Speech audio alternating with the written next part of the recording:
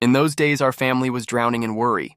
Our landlord, Wang Jun, had abruptly served us a notice to vacate our home of 15 years. My father, Zhang, a low-ranking government clerk, earned just enough to keep us afloat. I, Chen Hao, was a college student, and my two younger sisters, Zhang and Zhang attended school. With no additional income, building our own house was a pipe dream, and even renting a decent place felt out of reach. Wang Jun, aware of Zhang Wei's modest salary, had been lenient, raising the rent sparingly due to our cordial relationship. But his patience ran dry. He planned to evict us, renovate the old house, and lease it to new tenants for a higher rate, pocketing a hefty deposit we'd never paid. Zhang Wei, sensing his intentions, knew he couldn't afford the inflated rent and began searching for a new home. Our current house was a crumbling relic, its plain design a constant reminder of my mother Li Mei's unfulfilled dream of living in a beautiful home. Despite our circumstances, she poured her heart into making it her own. The dirt courtyard, smoothed with daily water sprinklings, gleamed like polished stone. She nurtured roses and creepers along the walls, and the veranda bloomed with potted evergreens. Yet, her longing for a grander home haunted her, often sparking heated arguments with Zhang Wei, who saw her dreams as impractical. When Wang Jun's eviction notice arrived, the hunt for a new house began. Li Mei's hopes flared anew, though each whispered request for a nice house pierced my heart. I vowed to study hard, secure a job, and build her the home she deserved, a goal Zhang Wei could never achieve. Zhang Wei wanted a place near my college, my sister's school, a bus stop, and a market in a safe neighborhood. But affordable rentals with such qualities were scarce. I joined him in the search, visiting dismal flats, either overpriced or so dilapidated they were unlivable, like cages for livestock. One day, Zhang Wei met Liu Yang, a real estate agent with a silver tongue. Liu boasted of a stunning, newly built bungalow available at a modest rent.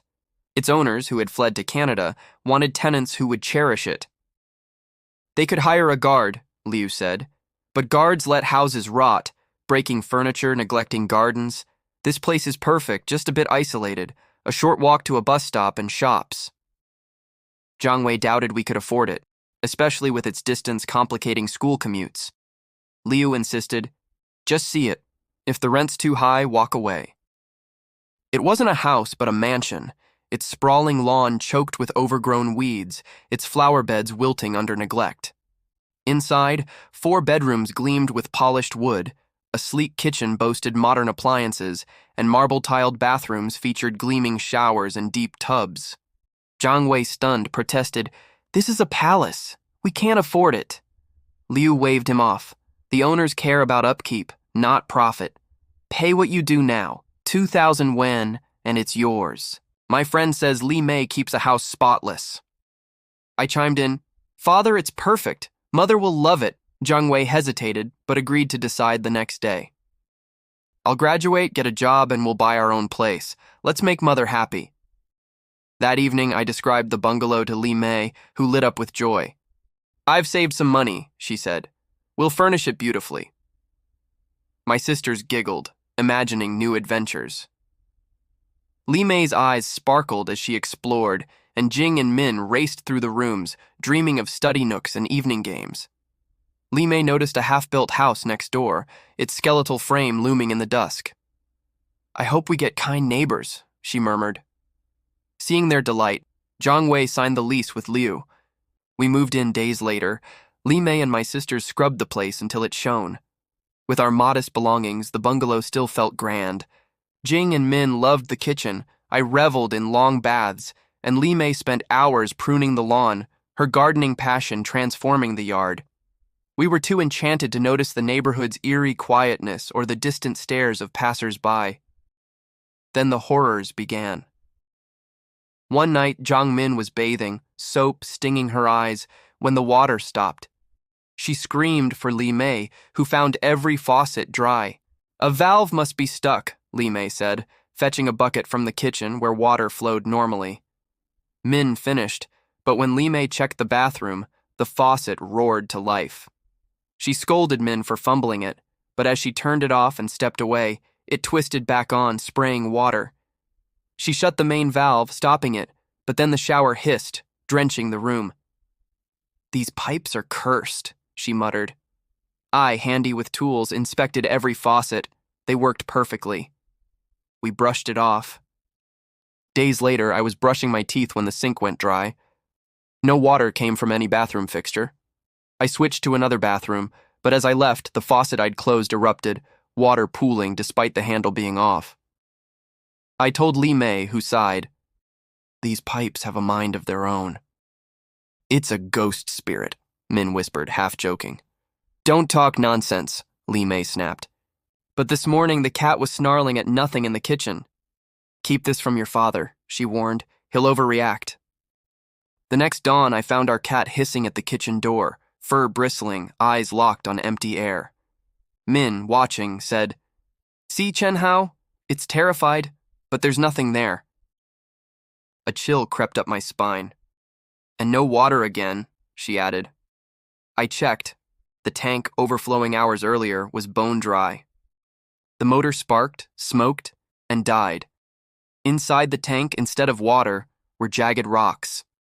Li Mei confirmed it, her face pale. I fetched water from the neighbor's plot, and we carried on, unnerved. That afternoon, water flowed normally. "I filled the tank this morning," Li Mei said.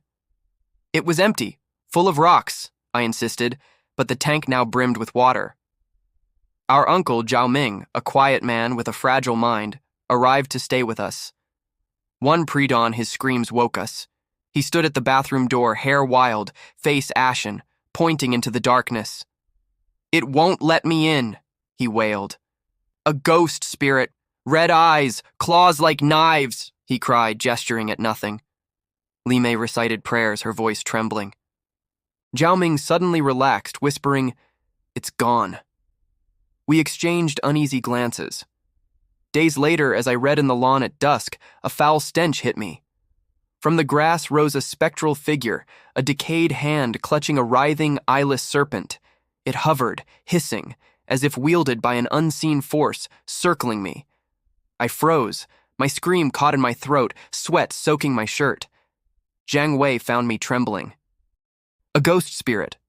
A snake," I stammered, pointing at the empty air. He saw nothing but growled, "This is your beautiful house. A colleague mentioned another place, but you and Li Mei wanted this." Fever gripped me. Li Mei prayed over me, and my sisters applied damp cloths. Zhang Wei muttered, "We're leaving." We packed frantically. On the final day, a woman, Sun Lan, and her son approached Li Mei at the gate. Sun Lan whispered, "This house terrifies me. My son insists it's fine. You've lived here weeks, unharmed, right?" "What's wrong with it?" I asked. "No one lasts here," she said. "The owners fled after a month. They rented out, hiding its curse. The plot next door, workers died and construction stopped. My son calls it rumors, but I feel eyes watching me, don't you?" Before Li Mei could reply, Min screamed, "Blood's pouring from the faucets!" We rushed inside. The kitchen sink brimmed with crimson, and every faucet gushed blood, its metallic stench choking us. Zhang Wei's face hardened. "We're done." That day, we fled the cursed bungalow. Later, Li Mei admitted she'd considered a spiritual cleansing, hoping to keep her dream home. But the blood, thick, endless, convinced her it was alive with malevolent ghost spirits, driving us out for good.